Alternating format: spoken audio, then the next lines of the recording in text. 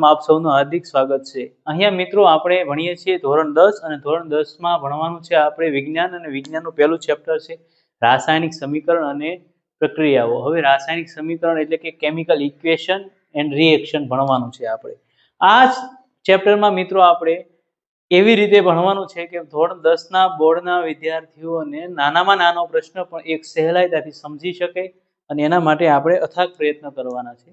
તો પહેલા જોડાઈ રહેલો જે મિત્રોએ અગાઉના લેક્ચર નથી જોયા એ લોકો મિત્રો ખાસ મહેરબાની કરીને અગાઉનો લેક્ચર એકવાર જોઈ લે કે જેના કારણે આપણને આ લેક્ચરમાં કન્ટિન્યુઅસલી જળવાઈ રહે, તેથી આપણને ખ્યાલ આવે કે આપણે આગળ શું ભણવાનું છે। અગાઉના લેક્ચરમાં મિત્રો આપણે ભણી ગયા કે રાસાયણિક સમીકરણ અસમતોલિત હતું કારણ કે બંને બાજુના પરમાણુના અણુ સરખા હતા નહીં। એટલે હવે મિત્રો આજે આપણે ભણવાનું છે કે असमतोलित रासायनिक समीकरण कोने कहेवाय। तो मित्रों असमतोलित रासायनिक समीकरण कोने कहेवाय? असमतोलित रासायनिक समीकरण कोने कहेवाय? तो कि मित्रों जे रासायनिक समीकरण में तत्वना परमाणु के अणुना दळ समान होता नथी ए समीकरण ने केवुं कहेवाय? तो कि असमतोलित रासायनिक समीकरण। एनी व्याख्या समझो तो जे रासायनिक समीकरण में दरेक तत्वना परमाणुनी संख्या समान न होय, जो याद राखजो शुं छे समान न होय तेवा रासायनिक समीकरण ने असमतोलित रासायनिक समीकरण कहे छे। एवुं रासायनिक समीकरण के जेमां परमाणुनी संख्या बंने बाजू प्रक्रियक अने निपज बंने बाजू समान होय नहीं तेने शुं कहेवाय छे? तो के असमतोलित रासायनिक समीकरण कहेवाय छे। एक एग्जाम्पल लईए आपणे। दाखला तरीके आपणे एग्जाम्पल तरीके लईए कि आपणे जोई गया मेग्नेशियमनी पट्टी छे। कोनी? मेग्नेशियमनी पट्टी छे। एमने कोनी हाजरीमां सळगावी थी आपणे? तो के ऑक्सिजननी हाजरीमां सळगावी थी। ऑक्सिजननी हाजरीमां सळगावता आपणने निपज तरीके मेग्नेशियम ऑक्साइड मळे छे। शुं मळे छे? मेग्नेशियम ऑक्साइड मळे छे। हवे मित्रों जोईए आपणे के मेग्नेशियमनी पट्टी छे एमने ऑक्सिजननी हाजरीमां सळगावी छे એટલે આપણને મળે છે મેગ્નેશિયમ ઓક્સાઇડ। પરંતુ અહીંયા આપણે જોઈએ મિત્રો તો જુઓ તો ઓક્સિજનના અણુ અહીંયા કેટલા છે? ઓક્સિજનના અણુ કેટલા છે અહીંયા? તો કે અહીંયા ઓક્સિજનના માત્ર ને માત્ર 2 જ અણુ છે। કેટલા છે? 2 અને મેગ્નેશિયમનો 1 અણુ। ટોટલ કેટલા અણુ થયા અહીંયા? 3 થયા। હવે આ બાજુ ગણતરી કરીએ તો અહીંયા જુઓ તો મેગ્નેશિયમના કેટલા અણુ? 1। ઓક્સિજનનો કેટલો? 1।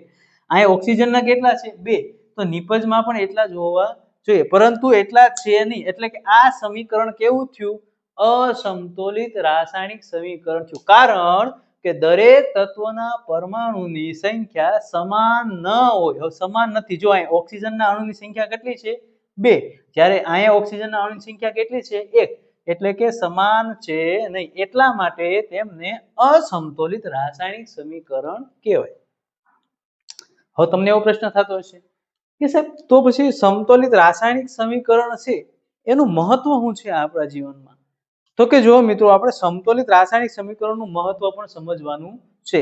જો સમતોલિત રાસાયણિક સમીકરણનું મહત્વ લખો। આવો બોર્ડમાં એક્ઝામમાં પ્રશ્ન પૂછે કે સમતોલિત રાસાયણિક સમીકરણનું મહત્વ લખો, તો આપણે શું લખશું?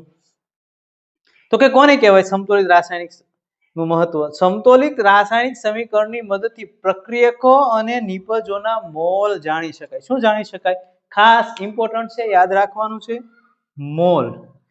પ્રક્રિયક સમતોલિત રાસાયણિક સમીકરણની મદદથી પ્રક્રિયકો અને નિપજોના મોલ જાણી શકાય। મોલ। હવે સાહેબ પાછો નવો પ્રશ્ન આવ્યો, મોલ એટલે શું? આપણે સમજવાનું છે આગળ મોલ એટલે શું। ખાલી અત્યારે આને પૂરતું ધ્યાન આપો, આગળ આપણે સમજશું કે મોલ શું કે। એક એક શબ્દ એવો નહીં જાય કે તમને એક પણ વિદ્યાર્થીને સમજાય નહીં, બરાબર? તો કે સમતોલિત રાસાયણિક સમીકરણની મદદથી પ્રક્રિયક અને નિપજોના શું જાણી શકાય છે? મોલ જાણી શકાય છે। બીજું તો કે પ્રક્રિયક અને નિપજોનો જથ્થો જાણી શકાય છે। કેટલા પ્રમાણમાં જથ્થો આપણને, દાખલા કે કોઈ બે પ્રક્રિયા કરી છે, આપણે 10 ml HCl લીધું છે અને 15 ml H2SO4 લીધું છે, એનું પ્રમાણ કેટલું મળશે આપણને, એનો જથ્થો કેટલો મળશે, કેટલા ml આપણને નિપજ મળશે, એ પણ આપણે એના તરફથી જાણી શકીએ છીએ। ત્યારબાદ પ્રક્રિયક અને નિપજોની ભૌતિક સ્થિતિ જાણી શકાય। પાછું નવું આવ્યું છે, ભૌતિક સ્થિતિ એટલે શું?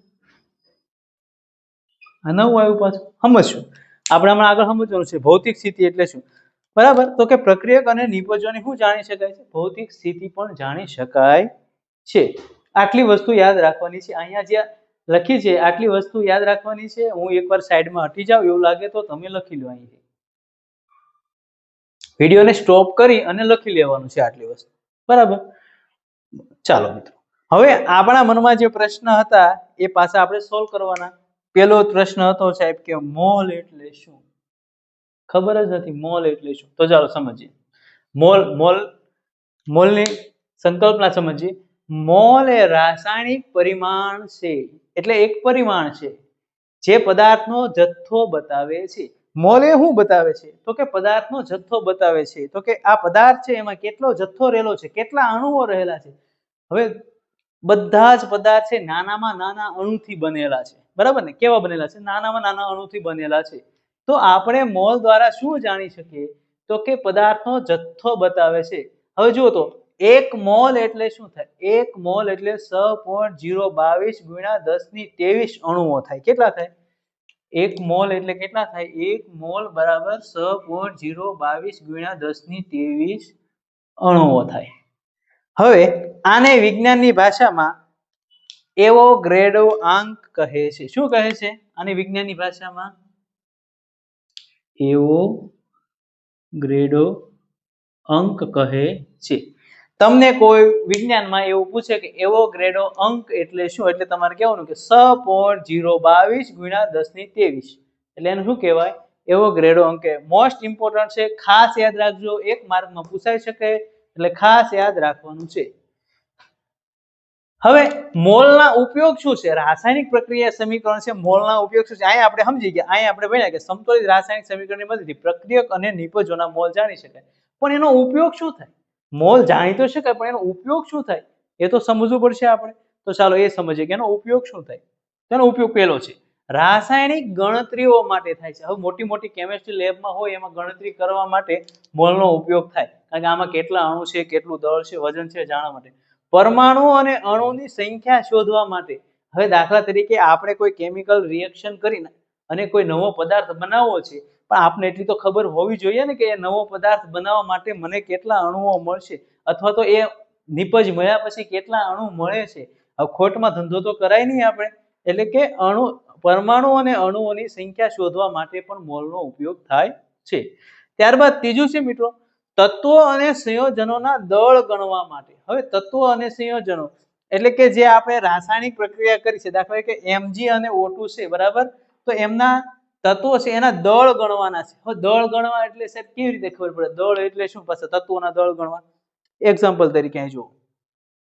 1 મોલ કેટલા? 1 મોલ હાઇડ્રોજન લેવામાં આવે. શું લેવામાં આવે? હાઇડ્રોજન. 1 મોલ હાઇડ્રોજન લેવામાં આવે તેનું વજન કેટલું થાય ખબર? 1 ગ્રામ થાય. કેટલું થાય? 1 ગ્રામ થાય. એવી જ રીતે 1 મોલ ઓક્સિજન લેવામાં આવે. કોણ? 1 મોલ ઓક્સિજન લેવામાં આવે તેનું વજન કેટલું થાય ખબર? 16 ગ્રામ થાય. સમજાણું કે નહીં મિત્રો? 1 મોલ ઓક્સિજન લેવામાં આવે તેનું વજન કેટલું થાય છે? 16 ગ્રામ થાય છે. મિત્રો બોર્ડની પરીક્ષા આવશે ને એટલે ખાસ યાદ રાખજો અને મહેનત બધા જ વિદ્યાર્થીને કરવી પડે. એક પણ વિદ્યાર્થી એવો ન હોય કે મહેનત કરવી ના પડે. એક શેર છે, દરિયા હોયા પહાડ ટકરાના चाहिए, दरिया होया पहाड़ टकराना चाहिए, जब तक ना टूटे श्वास जिए जीना चाहिए, जब तक ना टूटे श्वास जिए जीना चाहिए. वैसे तो है कदम कदम पर दीवारें सामने, वैसे तो है कदम कदम पर दीवारें सामने, कोई भी ना हो तो खुद से भी उलझ जाना चाहिए. એટલે મિત્રો બોર્ડની એક્ઝામ આવશે ઘણા સમય, થોડાક સમય પછી આવશે, તમારે વર્ષ દિવસ પછી. તો તમારે મહેનત અથાગ કરવાની છે. અથાગ મહેનતનો, અથાગ પરિશ્રમનો કોઈ વિકલ્પ છે નહીં. સફળતા 100% ભગવાનને આપવી જ પડે. તો મિત્રો અહીં યાદ રાખી લીધું. 1 મોલ રાસાયણિક પરિમાણ છે જે પદાર્થનો જથ્થો બતાવે છે. 1 મોલ બરાબર 6.022 ગુણ્યા 1023 અણુઓ, જેને શું કહેવાય છે? એવોગાડ્રો અંક કહે છે. ઉપયોગ શું થાય છે? રાસાયણિક ગણતરી માટે, પરમાણુ અણુની સંખ્યા શોધવા માટે, તત્વો અને સંયોજનના દળ ગણવા માટે. આ વસ્તુ લખી છે, એટલી સુધી લખી છે, કોઈ પણ જગ્યાએ પરીક્ષામાં પૂછાવાની છે નહીં, પરંતુ આપણને ખ્યાલ હોવો જોઈએ મોલ એટલે શું, મોલની સંકલ્પના આપણને ખબર હોવી જોઈએ. આપણા મગજમાં કોઈ પ્રશ્ન ના આવે કે મોલ શબ્દ આવે એટલે ખબર પડી જાય મોલ એટલે શું, તો કે દળ ગણવા, પરમાણુના અણુ ગણવા માટે ઉપયોગી છે અને શું કહેવાય છે, મોલ કહે છે. હવે એક વસ્તુ પાછી સમજવાની હતી મિત્રો, આપણે ભૌતિક સ્થિતિ, પ્રક્રિયક અને નિપજોની ભૌતિક સ્થિતિ જાણી શકાય. ભૌતિક સ્થિતિ એટલે શું, ચાલો એ સમજવાનું છે.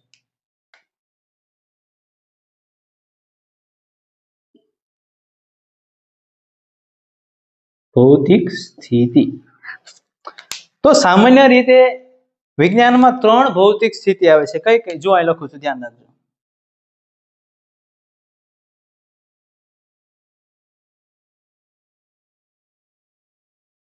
સોરી, અહીંયા નહીં. પેલું છે ઘન, બીજું છે પ્રવાહી, ત્રીજું છે વાયુ. આ 3 પરિસ્થિતિ છે, ઘન, પ્રવાહી અને વાયુ. આ 3 આપણી પરિસ્થિતિ છે. હવે ઘન એટલે જુઓ તો ઘનની રચના કેવી હોય છે, તો કે કોઈ પણ એક ઠોસ પદાર્થ હોય છે અને તેની અંદર નાના અણુઓ એકદમ સંકળાયેલા હોય છે, નજીક નજીક સંકળાયેલા હોય છે, એકદમ અણુઓ કેવા હોય છે, નજીક નજીક સંકળાયેલા હોય છે. તો એને કેવો કહેવાય છે, ઘન પદાર્થ કહે છે. હવે ઘન પદાર્થ એટલે કે ઇંગ્લિશમાં શું કહેવાય એને, સોલિડ. સોલિડ એટલે કે ઘન પદાર્થ, એટલે એની ઘનની પદાર્થની સંજ્ઞા છે S. એવી જ રીતે પ્રવાહી, તો પ્રવાહીમાં શું હોય, તો કે અણુઓ હોય છે પણ કેવા હોય છે, ઘન કરતા થોડાક ઓછા છૂટા છવાયા હોય છે. જો આવી રીતે થોડુંક અણુઓનું અંતર ઘન કરતા કેવું હોય છે, વધારે હોય છે. એને શું કહેવાય છે, પ્રવાહી કહેવાય. પ્રવાહી એટલે કે લિક્વિડ, એટલે કે એની સંજ્ઞા શું છે, ભૌતિક સ્થિતિ એની પ્રવાહીની સંજ્ઞા કઈ થાય, લિક્વિડ એટલે કે L. આપણે શું કરીશું, L તરીકે દર્શાવશું. પછી છે વાયુ. વાયુ એટલે કે એના કેવા હોય, વાયુમાં અણુઓ કેવી રીતે હોય, હાવ છૂટા છવાયા હોય. કેવી રીતે હોય, હાવ છૂટા છવાયા હોય, જેને શું કહેવાય છે, વાયુ કહેવાય છે. વાયુ હોય તો એમની સંજ્ઞા, વાયુને શું કહેશું આપણે, ગેસ. ગેસ એટલે કે શું થાય, વાયુ, હવા, બરાબર. તો એમની સંજ્ઞા છે G. કઈ છે, G. ઓકે મિત્રો, સમજાઈ ગયું. તો ભૌતિક સ્થિતિ સમજાઈ ગઈ, તો પ્રક્રિયક અને નિપજન ભૌતિક સ્થિતિ સમજાઈ ગઈ. ઘન એટલે કે કેવું છે, સોલિડ, એટલે કે એના અણુઓ એકદમ નજીક હોય છે. પ્રવાહીમાં કેવો હોય છે, થોડાક થોડાક છૂટા છવાયા હોય છે. જ્યારે વાયુમાં કેવો છે, એકદમ છૂટા છવાયા હોય છે. એને શું કહેવાય છે, એના વાયુના અણુઓ કહે છે. હવે જુઓ તો મિત્રો, આટલી વસ્તુ આપણને સમજાઈ જવી જોઈએ, કાંઈ અઘરું છે નહીં. એક વાર ના સમજાય તો બીજી વાર આખો લેક્ચર રિપીટ કરીને જોજો, પણ તમને સમજાય જશે. ચાલો ચાલો મિત્રો, તો હવે આગળ જોઈએ, આગળ ભણીએ આપણે. હવે મિત્રો, આપણે એવો મનમાં પ્રશ્ન થશે કે રાસાયણિક સમીકરણ સમતોલિત કરવું શા માટે આવશ્યક છે, કે સાહેબ શા માટે આવશ્યક છે, રાસાયણિક સમીકરણ નો સમતોલિત કરીએ તો શું વાંધો. તો એ ભણવાનું છે, મનમાં જે પ્રશ્ન છે સોલ્વ કરવાનો છે, બરાબર. હવે જો રાસાયણિક સમીકરણ સમતોલિત કરવું કેમ આવશ્યક છે, આવો બોર્ડમાં પણ પ્રશ્ન પૂછે શકે, તો આપણે જવાબમાં આટલા ટોપિક લખવાના છે. અહીંયા ધ્યાન રાખજો. પેલું છે, સમતોલિત રાસાયણિક સમીકરણમાં પ્રક્રિયક અને નિપજોમાં તત્વો અને પરમાણુની સંખ્યા સમાન હોય. રિયલ વાસ્તવિકતા એવી છે કે જે પ્રક્રિયા થઈ હોય એમાં તત્વો અને પરમાણુની સંખ્યા, પ્રક્રિયક એટલે પ્રક્રિયક કઈ બાજુ આવે, ડાબી બાજુ, નિપજ જમણી બાજુ. તો પ્રક્રિયક અને નિપજ બંનેના તત્વોની સંખ્યા સમાન હોવી જોઈએ. જો ના હોય તો આપણે એને શું કરવું પડે, સમાન કરવી પડે. એટલા માટે રાસાયણિક સમીકરણ સમતોલિત કરવું આવશ્યક છે. બીજું, એક દળ સંચયનો નિયમ આવે છે, એ આપણે પાઠ્યપુસ્તકમાં નથી દળ સંચયનો નિયમ, પણ હું તમને ભણાવી દળ સંચયનો નિયમ શું છે વિગતવાર. અહીંયા પહેલા જોઈ લો, ખાલી વાંચી લો. દળ સંચય નિયમ જેને કહેવાય છે લો ઓફ કન્ઝર્વેશન માસ. દળ સંચય નિયમ એટલે શું કહેવાય છે, લો ઓફ કન્ઝર્વેશન માસ. હવે જો દળ સંચયનો નિયમ શું કહે છે આપણને, દ્રવ્યનું સર્જન કે વિનાશ થતું નથી. મતલબ કે દ્રવ્યનું સર્જન કે વિનાશ થતું નથી, એટલે કે જે દ્રવ્ય હોય છે, જે તત્વ હોય છે, જે પરમાણુ હોય છે, એનું સર્જન કે વિનાશ થતું નથી. આ કોણ છે, કોણ કહે છે, દળ સંચયનો નિયમ કહે છે. હવે સાહેબ પાછું દળ સંચય નિયમ એટલે શું સાહેબ, સમજવાનું છે, આપણે આગળ ભણશું, પણ અત્યારે ખાલી એટલું યાદ રાખો, દળ સંશ્લેષણ નિયમ સમજાવું છું. જેથી રાસાયણિક સમીકરણમાં પ્રક્રિયકો અને નિપજોનું દળ કેવું હોવું જોઈએ? સમાન હોવું જોઈએ. એક તમે વસ્તુ જોઈએ છે મિત્રો, આપણે જે ફેરૈયો હોય છે, જે ત્રાજવા તોલે છે, ત્રાજવા વાળા ફેરૈયા હોય છે, તમે જોયા છે. એક બાજુ આપણે શાકભાજી લેવા જઈએ તો ત્યાં હોય છે કે એક બાજુ 5 કિલો મૂકે અને 5 કિલો જોખીને આપે, એટલે બંને બાજુના ત્રાજવા કેવા થાય? સમાન થાય. બીજું એક વસ્તુ છે ન્યાયની દેવી એટલે કે આસ્ટીન, એમના હાથમાં પણ ત્રાજવા છે, એટલે કે સમાન ન્યાય મળે છે. એમના માટે પણ હું પૂછ્યો છે પ્રતીક, તો કે સમાન ન્યાય મળે છે. તો એ જ વસ્તુ અહીંયા જોવાની છે કે બંને બાજુ ત્રાજવા કેવા થવા જોઈએ? સમાન થવા જોઈએ. દાખલા તરીકે જો ત્રાજવા જેવું યાદ રાખવાનું છે, આ ત્રાજવું છે, આ બાજુ એક બીજું ત્રાજવું છે, આ વચ્ચે કાંટો છે જોખવા માટેનું, બરાબર? આમાં પદાર્થ છે, આમાં આ બંનેના કેવા થવા જોઈએ? બંને ત્રાજવા કેવા થવા જોઈએ? સમાન થવા જોઈએ. એમ બંને બાજુ, હવે આ ધારી લો કે પ્રક્રિયક છે. કોણ છે? પ્રક્રિયક. અને આ છે નિપજ. તો બંને કેવી હોવી જોઈએ? બંને વજનમાં કેવા હોવા જોઈએ? સરખા હોવા જોઈએ ને. એવી જ રીતે અહીંયા પણ રાસાયણિક સમીકરણમાં પણ પ્રક્રિયક અને નિપજનો દળ એટલે કે વજન, દળ એટલે કે વજન, વજન એટલે કે ભાર કેવો હોવો જોઈએ? સમાન હોવો જોઈએ. પરિણામે રાસાયણિક સમીકરણમાં રહેલા પ્રત્યેક તત્વોના પરમાણુની સંખ્યા બંને બાજુ સમાન રાખવી જરૂરી છે. હવે જો બંને બાજુ વજન સમાન રાખવું, એક તમે કયો હાલો એક પ્રક્રિયા થતી હોય, દાખલા તરીકે આપણે પ્રક્રિયા જોઈ છે, ચાલો. મેગ્નેશિયમની ઓક્સિજનની હાજરીમાં પ્રક્રિયા થતા મેગ્નેશિયમ ઓક્સાઇડ બને છે, બરાબર? આ પ્રક્રિયા છે. હવે બંને રાસાયણિક પ્રક્રિયામાં પ્રત્યેક તત્વોના પરમાણુની સંખ્યા બંને બાજુ, હવે મારે બે બાજુ વજન સરખું કરવું છે, બરાબર? સોરી, ઓક્સિજન એટલે O2 થયો, ઓક્સિજન એટલે O2, સોરી. હવે જો તો મેગ્નેશિયમની ઓક્સિજનની હાજરીમાં પ્રક્રિયા કરતા મેગ્નેશિયમ ઓક્સાઇડ બને છે. હવે જો તો મારે આ પ્રક્રિયાને સંતુલિત કરવી છે, તો જો તો મેગ્નેશિયમ અહીંયા કેટલા ભાર છે? મેગ્નેશિયમના અણુ કેટલા છે? અહીંયા 1. ઓક્સિજનના અણુ કેટલા છે? અહીંયા 2. ટોટલ કેટલા છે અણુ? 3 છે. ટોટલ કેટલા છે? 3. એ જ રીતે હવે અહીંયા જુઓ તો મેગ્નેશિયમના કેટલા અણુ છે? 1. ઓક્સિજનના કેટલા અણુ છે? 1. તો ટોટલ કેટલા છે? 2. અહીંયા ટોટલ 3 અણુ છે, અહીંયા 2 અણુ છે. તો બંનેના ભાર કેવા થવો જોઈએ? સમાન. અહીંયા બંનેના ભાર સમાન ન થાય, કારણ કે ઓક્સિજનના 2 છે, અહીંયા ઓક્સિજનનો 1 છે, એટલે બંનેના ભાર સમાન થાય નહીં. સમજાણું ને? એટલે કે પરમાણુની સંખ્યા બંને બાજુ સમાન રાખવી પડે. એટલે કે પરમાણુ એટલે કે ઓક્સિજનના 2 પરમાણુ છે અહીંયા, તો અહીંયા પણ ઓક્સિજનના કેટલા પરમાણુ હોવા જોઈએ? 2 પરમાણુ હોવા જોઈએ, બરાબર? એ રીતે આપણે જોવાનું છે.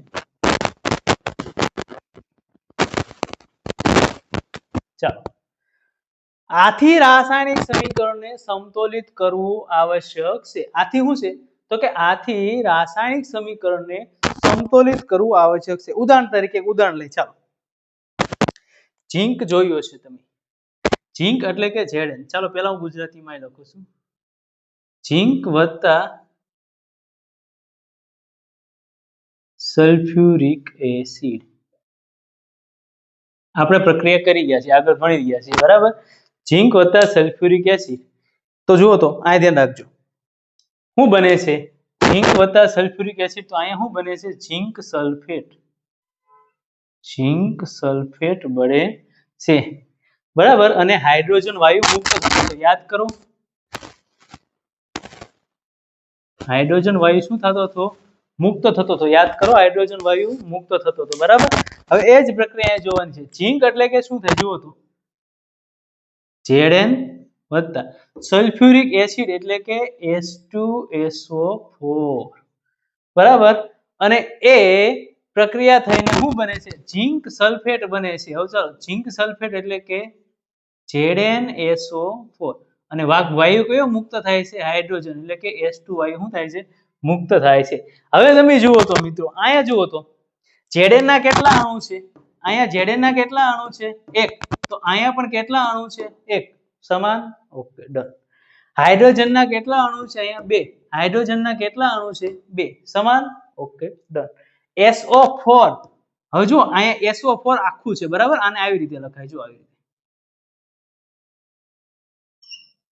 SO4 છોકરો થોડોક નાનો હતો બરાબર SO4 તો અહીંયા જો SO4 ના કેટલા અણુ છે એક તો અહીંયા પણ SO4 ના કેટલા અણુ છે એક મતલબ કે આ રાસાયણિક સમીકરણ કેવું છે સમતોલિત છે આ રાસાયણિક સમીકરણ કેવું છે તો કે સમતોલિત છે હવે આગળ આપણે ભણવાનું છે મિત્રો દળ સંચયનો નિયમ આપણે દળ સંચય નિયમ જોઈ ગયા દળ સંચય નિયમ એવું કે છે તત્વનું સર્જન કે વિનાશ શક્ય નથી હવે દળ સંચયનો નિયમ શું કે છે જો દળ સંચયનો નિયમ સૌપ્રથમ આપ્યો કોણે એ જાણવાનું છે તો કે વૈજ્ઞાનિક છે ફ્રેન્ચનો વૈજ્ઞાનિક છે ક્યાંનો છે ફ્રેન્ચ વૈજ્ઞાનિક છે એન્ટોજ લેવોઝિયર શું નામ છે એનું એન્ટોજ લેવોઝિયર નામના વૈજ્ઞાનિક આપ્યો છે એમનો જન્મ છે 1743 માં અને મૃત્યુ છે 1794 માં હવે એન્ટોજ લેવોઝિયર નામના વૈજ્ઞાનિકે એવો નિયમ આપ્યો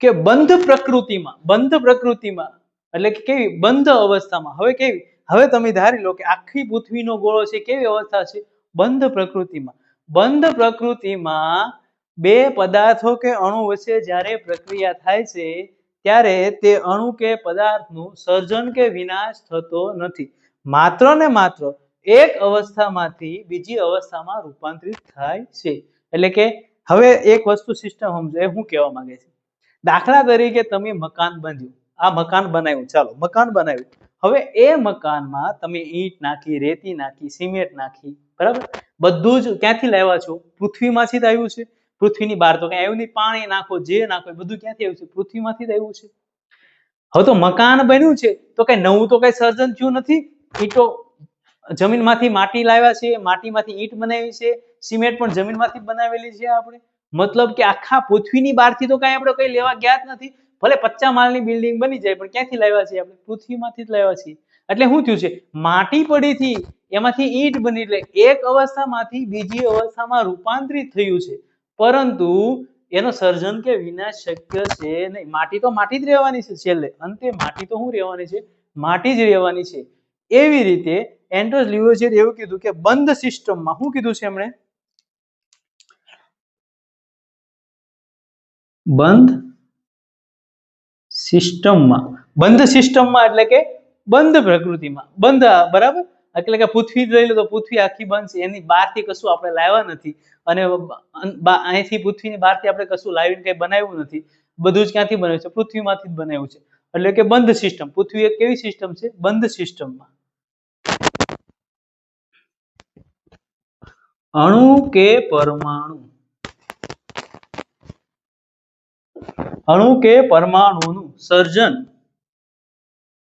સર્જન કે વિનાશ શક્ય નથી માત્ર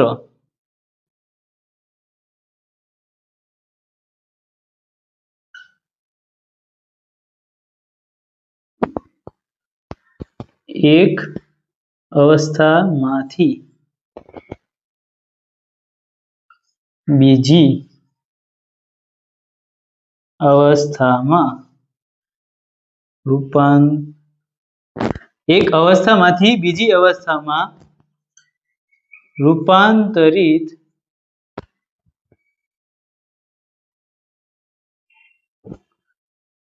રૂપાંતર કરી નાખો રૂપાંતર થાય છે બરાબર શું કીધું છે કે બંધ સિસ્ટમમાં અણુ કે પરમાણુનું સર્જન કે વિનાશ શક્ય નથી માત્ર એક અવસ્થામાંથી બીજી અવસ્થામાં રૂપાંતર થાય છે આવું કોણે કીધું એન્ટોજ લેવોઝિયરે કીધું હવે માનો કે ચાલો આપણે જોતા હતા હવે આપણે જોઈએ ચાલો હવે આ નિયમ સાચી રીતે કેવા હું માંગે છે આપણને બરાબર શા માટે રાસાયણિક સમીકરણ સમતોલિત કરવું આવશ્યક છે એ જોવાનું હવે જો તો શું કે છે તો કે મેગ્નેશિયમની ઓક્સિજનની હાજરીમાં પ્રક્રિયા કરતા મેગ્નેશિયમ ઓક્સાઇડ બને છે આ શું છે મેગ્નેશિયમ ઓક્સાઇડ છે ચલો મેગ્નેશિયમ ઓક્સાઇડ આ મેગ્નેશિયમના કેટલા અણુ છે જુઓ તો એક અહીંયા ઓક્સિજનના બે અહીંયા મેગ્નેશિયમના એક અહીંયા ઓક્સિજનનો એક તો એમ કે છે કે અણુનું સર્જન કે વિનાશ શક્ય નથી એટલે કે ઓક્સિજનનું સર્જન કે વિનાશ શક્ય નથી એક અવસ્થા બીજી અવસ્થામાં થાય અહીંયા ઓક્સિજન છૂટો હતો એ મેગ્નેશિયમ હારી ભળી મેગ્નેશિયમ ઓક્સાઇડ બની શકે એટલે કે અવસ્થા ફરી શકે, પરંતુ આ 2 ઓક્સિજનના અણુ છે તો પણ અહીંયા કેટલા હોવા જોઈએ? 2 અણુ હોવા જોઈએ. જો ના 2 અણુ ના હોય તો આ રાસાયણિક સમીકરણ સંતુલિત થાય નહીં. એટલા માટે મિત્રો રાસાયણિક સમીકરણને સંતુલિત કરવું આવશ્યક છે. કોઈ પણ જગાડીને પ્રશ્ન પૂછે કે રાસાયણિક સમીકરણને સંતુલિત કરવું શા માટે આવશ્યક છે, એટલે પહેલો જ નિયમ યાદ રાખવાનો, દળ સંચયનો નિયમ છે. પહેલા તો બંને બાજુ પ્રક્રિયકો અને નિપજો બંને બાજુ પ્રક્રિયા પદાર્થના અણુ કે પરમાણુ કેવા હોવા જોઈએ? સમાન હોવા જોઈએ. કારણ કે એન્ટોસ લેવોઝિયર નામના વૈજ્ઞાનિકે દળ સંચયનો નિયમ આપ્યો છે અને કીધું છે કે રાસાયણિક પ્રક્રિયામાં શું કીધું છે? રાસાયણિક પ્રક્રિયામાં બંધ સિસ્ટમમાં અણુ કે પરમાણુનું સર્જન કે વિનાશ શક્ય નથી. માત્ર ને માત્ર એક અવસ્થામાંથી બીજી અવસ્થામાં શું થાય છે? રૂપાંતરિત થાય છે. તેથી રાસાયણિક પ્રક્રિયામાં પદાર્થના દળ, નિપજો અને પ્રક્રિયકોમાં દળ અને પરમાણુ બંને કેવા રહેવા જોઈએ? સમાન રહેવા જોઈએ. તેથી રાસાયણિક સમીકરણને સંતુલિત કરવું આવશ્યક છે. આટલું મિત્રો યાદ રાખવાનું છે. હવે આગળના લેક્ચરમાં આપણે જોઈશું કે રાસાયણિક સમીકરણને સમતોલિત કેવી રીતે કરવું એ આપણે આગળના લેક્ચરમાં જોઈશું. અત્યારે અહીં સુધી રાખીએ છીએ. લેક્ચરને ગમ્યો હોય તો લાઈક કરજો, શેર કરજો, બીજા મિત્રો સાથે શેર કરજો કે જેના કારણે ગામડાના બાળકો જે હોય છે સારું એવું એજ્યુકેશન મેળવી શકે. અસ્તુ. જય હિન્દ.